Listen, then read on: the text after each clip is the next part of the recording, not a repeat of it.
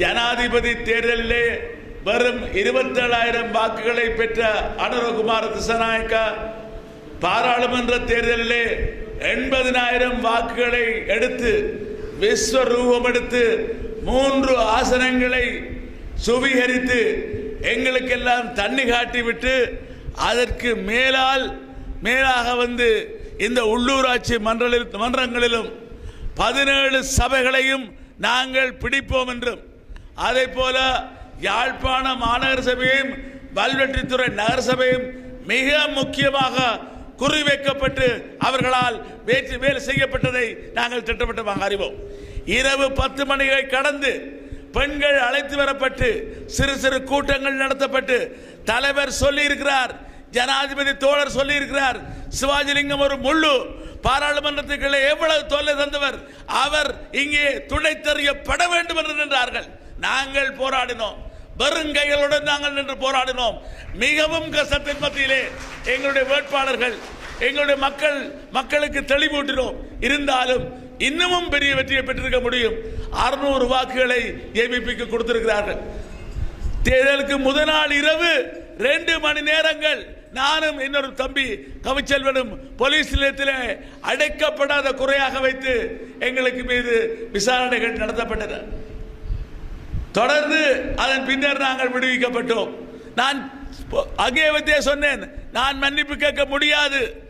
நீங்கள் சாராய போத்தல்கள் 500 கொண்டு வரப்பட்டது வடமராட்சியை நோக்கி விரைந்தது என்று நான் சொன்னேன் இப்பொழுது சொல்கிறேன்.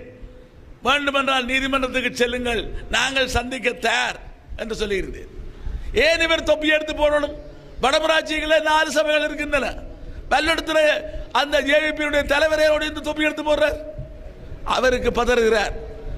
வல்வெடுத்துறை சந்தியில 3 லைட் போடுகிறீர்கள், இதெல்லாம் தேர்தல் விதிமுறை இல்லையா என்று கேட்டேன். ஆயிரக்கணக்கிலே லட்சக்கணக்கிலே பணத்தை கொடுத்து கொண்டிருக்கிறீர்கள் என்று நான் பட்டியலிட்ட பொழுது இன்ஸ்பெக்டர் முன்னால் இருந்தவர்கள் எல்லாம் ஐயா விடுங்கோ சரி என்று அவரை போகாத குறையாக என்னுடைய அந்த இரத்த அழுத்தம் அதிகரித்து அடுத்த நாள் 195 இருந்தது. நான் மனைவியோடு இந்த கட்டாக விளையாண்டு நான் 150 என்று சொல்லிவிட்டு அந்த உயர் இரத்த அழுத்தத்துடனும் 11 வாக்குச்சாவடிகளுக்கும் நேரிலே சென்று எங்களுடைய வேட்பாளர்களையும் மக்களையும் ஒடிந்தளவு உற்சாகப்படுத்தி இந்த வெற்றியை பெற்றிருக்கிறோம். ஆகவே மக்களை நாங்கள் சரியாக வழிநடத்தினால் அவர்கள் எங்களுக்கு பின்னாலே வருவார்கள். இன்னமும் பெரிய வெற்றியை பெற்றிருக்க முடியும். பலர் எங்களுடைய பகுதியில் தான் அசம்பந்தமாக இருந்தார்கள். வெறும் 90 வாக்குகளை பெற்ற EPDPக்கு ஒரு போனஸ் ஆசனம் கிடைத்திருக்கிறது என்றால் எங்களுடைய கவனக்குறைவும் அது ஒரு காரணம்.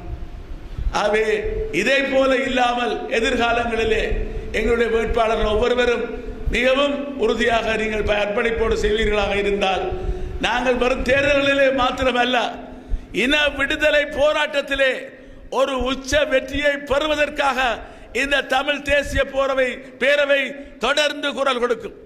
எனக்கு நல்ல ஞாபகம் இருக்கிறது. இங்கு வந்த பொழுது 2015ஆம் ஆண்டிலே நல்லாட்சி என்று சொன்ன நாசமான போற ஆட்சியிலே தமிழ் தேசிய கூட்டமைப்பு அவருடன் ஜனாதிபதியாக இருந்த முன்னாள் ஜனாதிபதி இன்றைக்கு பல நீதிமன்ற தீர்ப்புகளை எதிர்பார்த்துக் கொண்டிருக்கக்கூடிய மைத்திரிபால சிறிசேனவுடன் தேர்நிலவை கொண்டாடி கொண்டிருந்த சம்பந்தனையா சுமந்திரன் போன்றவர்கள் எத்தனை தடுத்தார்கள், எங்களை போட்டு பிரித்தார்கள். இனப்படுகொலை என்ற தீர்மானத்தை நிறைவேற்ற முடியாமல் ஐயா போன் எடுப்பார், தம்பி இந்த முறை விடுங்கோ அடுத்த முறை பார்க்கலாம், மாவை என்ன எடுப்பார்கள். ஆனால் இன்றைக்கு CVK சிவஞானம் ஐயா அவர் நடுங்குகின்ற விதத்திலே செங்கோலை தூக்கி உடைத்ததன் பின்னர் தான் விக்னேஸ்வரன் ஐயா கூப்பிட்டு சொன்னார், சிவாஜிலிங்கம் நான் இனப்படுகொலை தீர்மானத்தை கொண்டு வருகின்றார். ஆகவே எங்களை பொறுத்தளவிலே ஜனநாயக வழியிலே எவ்வாறு போராட முடியுமோ, ஏன் 2015 30 கீழ் ஒரு தீர்மானம் கொண்டு வரப்பட்ட பொழுது திரு கஜேந்திரகுமார் பொன்னம்பலம் அவர்களும் திரு செல்வராஜா கஜேந்திரனும் அதை எதிர்த்த பொழுது நான் தளவில் இருந்து கொண்டு தமிழ் தேசிய கூட்டமைப்பில் இருந்து கொண்டிருந்த பொழுதும் அதை அவர்களுடன் சேர்ந்து இது ஏமாற்று நாடகம், அடுத்து கெடுக்கின்ற நாடகம், இந்த உள்நாட்டு பொறிமுறையை நம்ப முடியாது என்று சொன்னவர்கள் நாங்கள். அக்டோபர் மாதம் 1ஆம் தேதி 2015 ஆகவே இது போன்ற பல விடயங்களை நாங்கள் உங்களோட பேச முடியும். ஆகவே இன்றைக்கு அவர்கள் நடித்துக் கொண்டிருக்கிறார்கள். திரு கஜேந்திரகுமார் அவர்கள் தெளிவாக சொல்லியிருக்கிறார், கொள்கை அடிப்படையிலே தான் சில புரிந்துணர்வுகள் ஏற்படுத்தப்பட்டு நாங்கள் சில விடயங்களுக்கு செல்வோம் என்று அந்த வகையிலே நாங்கள் மண்டியிட மாட்டோம், முட்டுக்காலிலே நிற்க மாட்டோம்.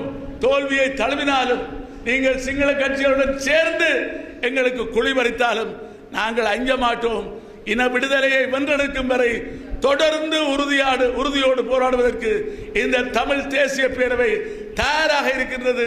நீங்களும் நாங்களுமாக சென்று எங்களை நாங்களே ஆளக்கூடிய ஒரு தீர்வை வென்றெடுப்பதுதான் 50,000க்கும் மேற்பட்ட மாவீரர்களுக்கும் 1.5 லட்சம் மக்களுக்கு மேற்பட்ட அந்த அப்பாவி பொதுமக்களுக்குமான உண்மையான அஞ்சலியாக இருக்கும். இதே போல அரசியல் கைதிகள் கட்டாயமாக காணாமல் செய்தவர்கள் 3000 நாட்களை கடந்து வீதிகளில் நின்று கொண்டிருக்கிறார்கள்.